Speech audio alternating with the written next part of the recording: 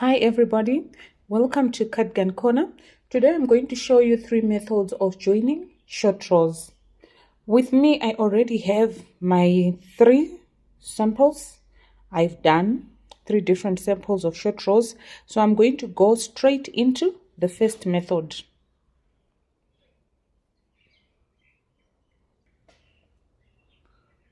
So I'll do my turning chain, which is my chain 1. Then I'm slip stitching in the back loop, slip stitching in the back loop,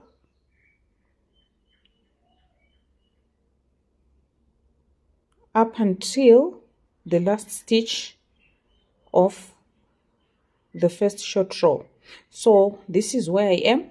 So I'm going to start with the simplest method.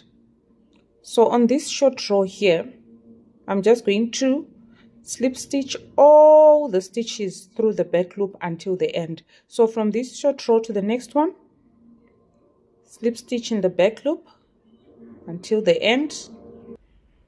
Okay, next short row,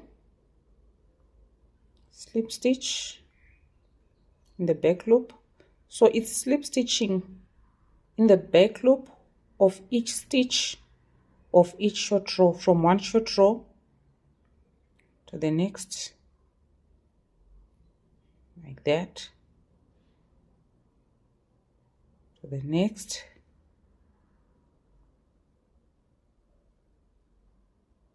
okay, to the next one, to the next.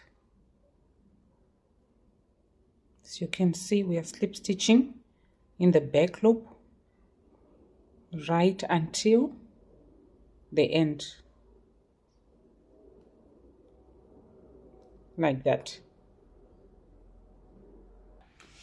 So I'm going to make 3 more rows so that our joint becomes clear. So this is our first method. As you can see, at each short row where we have joined, we've got little knots, sort of these bumps when you're using this method. This one, you're just doing slip stitching through every stitch in the back loop right until the end. So this is our first method. Let's move on to the second method of joining short rows. So I've already reached the last stitch of the short row.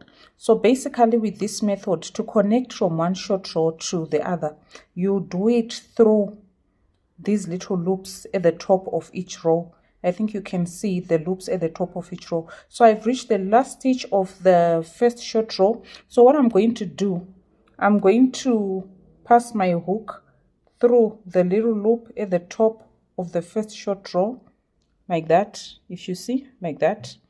Then I'll slip stitch into the next stitch of the following short row, like that. So you've got 3 loops.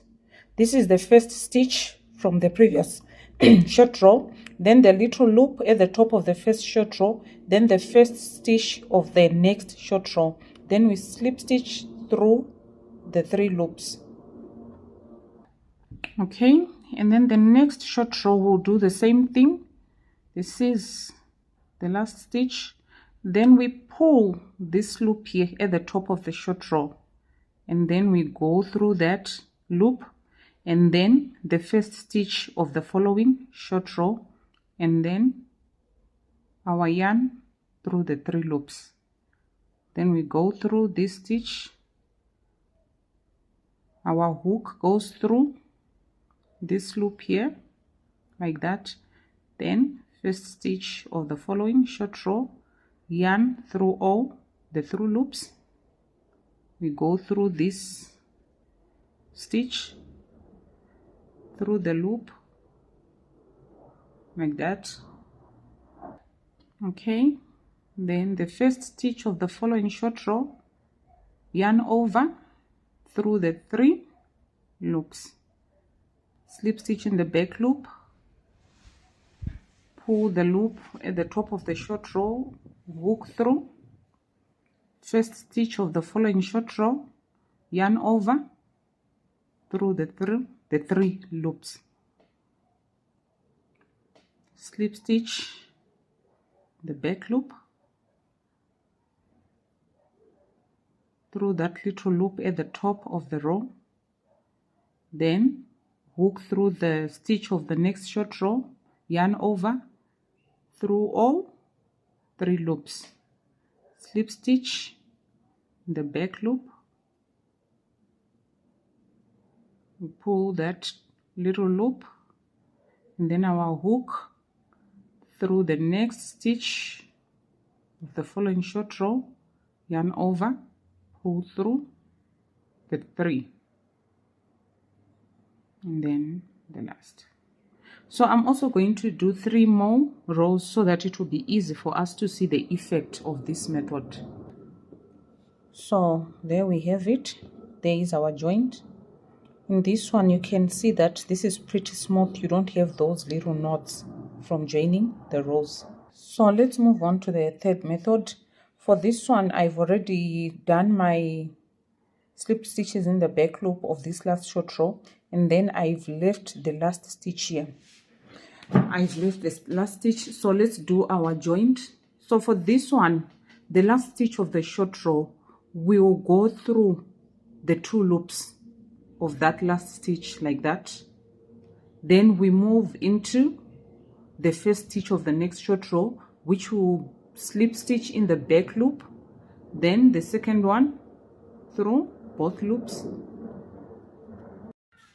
Okay, so the first stitch of the next short row, slip stitch through the back loop only, then the last stitch through both loops like that, slip stitch in the back loop. You are alternating back loop and through both loops.